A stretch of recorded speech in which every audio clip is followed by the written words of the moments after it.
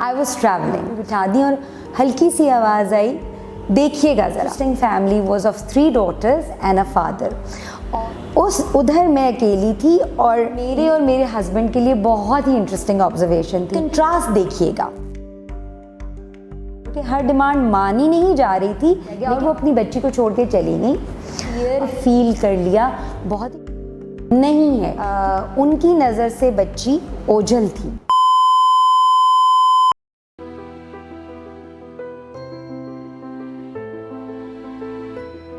आप लोगों से हमेशा सोशल इश्यूज़ पे ज़रूर बात होती है। थोड़ी सी बिहेवियरल एनालिस्ट वाली नज़र कभी हटती नहीं है।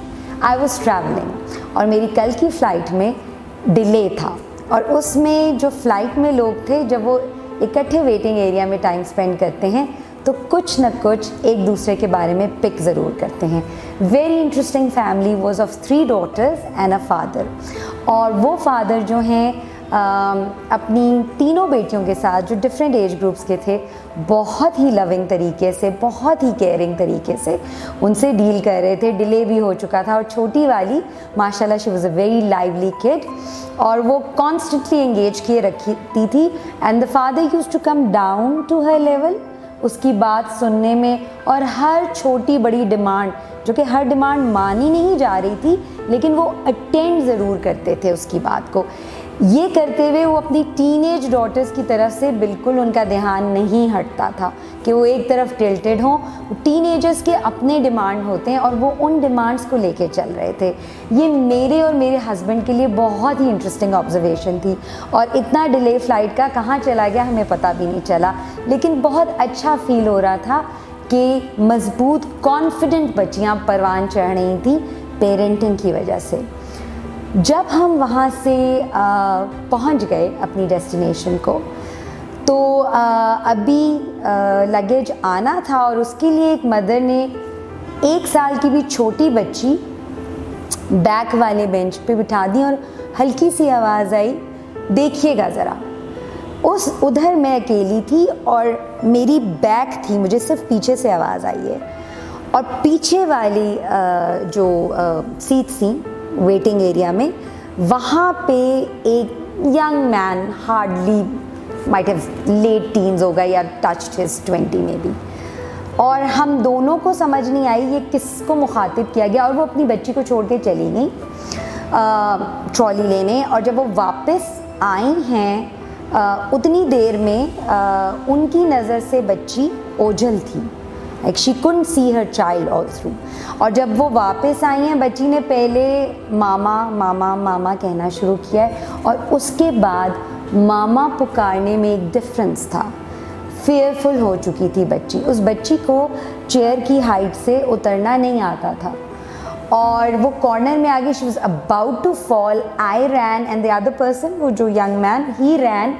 और जो उसने हम दोनों को देखा वो और फेयरफुल हुई और उसके बाद उसने मामा मामा फेयरफुली कहा, लेकिन मामा अटेंड ही नहीं कर रही थी। एक कंट्रास्ट देखिएगा एक नॉर्मल इंसान की उसमें। जब ये मैं पहली फैमिली की बात करी थी, फादर छोटी मोटी अनजस्ट बातों में भी अटेंड करते थे बच्ची को, और ये मदर अपनी बच्ची को फेयरफुली बुलाए जाने पे भी अटेंड ही नहीं कर रही थी।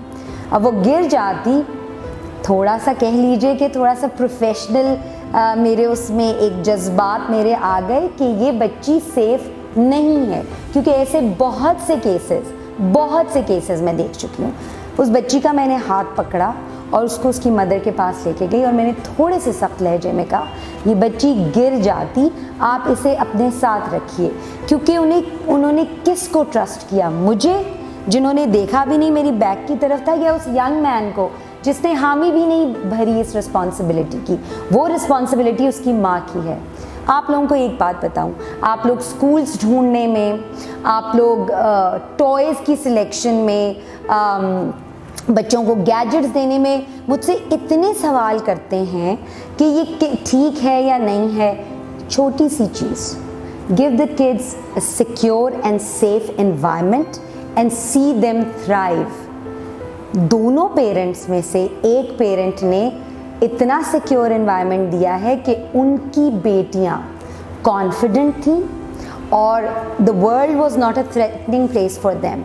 लेकिन ये छोटी बच्ची, इसने फियर फील कर लिया बहुत ही छोटी एज में से, and the world was a threatening place for her. और वजह सिर्फ पेरेंटिंग स्टाइल था। Don't give them anything, give them a secure environment, love and affection.